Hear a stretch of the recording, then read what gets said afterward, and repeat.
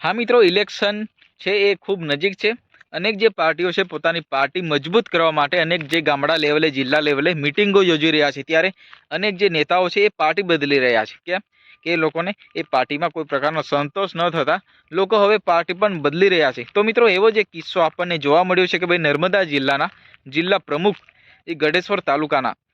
એમ કહેવાય કે એ પોતે અને પોતાના આખું ગામ સાથે આમ આદમી પાર્ટી જોઈન્ટ કરી એ પણ જે નર્મદા જિલ્લાના જિલ્લા પ્રમુખ છે નિરંજન વસાવા આમ આદમી પાર્ટીમાંથી ચૂંટાઈને આવેલા તે એમના હાથે ખેસ ધારણ કર્યો હતો અને લોકો ભારતીય જનતા પાર્ટીને ખૂબ વિરોધ કરી રહ્યા છે। પોતે ભારતીય જનતા પાર્ટીમાં જોડાયેલા હતા પહેલાં, પરંતુ જે નિરંજન વસાવાના હાથે જે આમ આદમી પાર્ટીનો ખેસ ધારણ કર્યો અને હવે ભારતીય જનતા પાર્ટીનો વિરોધ કરી રહ્યા છે। તો મિત્રો એ લોકોનો જણાવ્યા મુજબ એ વિસ્તારમાં લોકો જણાવી રહ્યા છે કે ભાઈ 10-10 વર્ષથી અમે આ વિસ્તારમાં એમ કહેવાય કે ભારતીય જનતા પાર્ટીને સતત વોટિંગ આપ્યો છે અને આ વિસ્તારમાં કોઈ પ્રકારનો અમને આજ સુધી કોઈ વિકાસ જ નથી જોવા મળ્યો એમ કહીને લોકો જે ભારતીય જનતા પાર્ટી ઉપર આક્રોશ વ્યક્ત કરી રહ્યા છે અને એ વિસ્તારના જે નેતા છે એ પણ એમ કહી રહ્યા છે કે ભાઈ આ વિસ્તારમાં સરકાર અમને કોઈ પ્રકારની ગ્રાન્ટ નથી આપતી। લોકોનો ખૂબ આક્રોશ છે અને વધુમાં એ લોકો જણાવી રહ્યા છે કે ભાઈ આ વિસ્તારમાં સાંસદો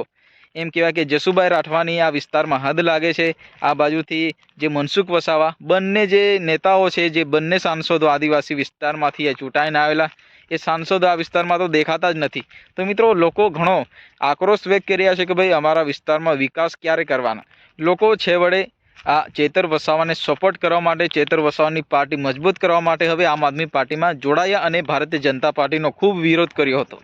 તો મિત્રો અત્યારે ઇલેક્શન નજીક છે એટલે સ્વાભાવિક છે કે ઘણા જે નેતાઓ છે એમને પાર્ટીમાં સંતોષ ન થઈ એટલે અન્ય પાર્ટી પક્ષ પલટો કરી રહ્યા છે। તો મિત્રો એવામાં ઘણા જે લોકો છે પોતાની પાર્ટી વિરુદ્ધ પણ જઈ શકે છે અને આવનારા ઇલેક્શનમાં અત્યારે એમ કહેવાય કે ભારતીય જનતા પાર્ટીને ક્યાંક ને ક્યાંક આદિવાસી વિસ્તારમાં ખાસ કરીને લોકો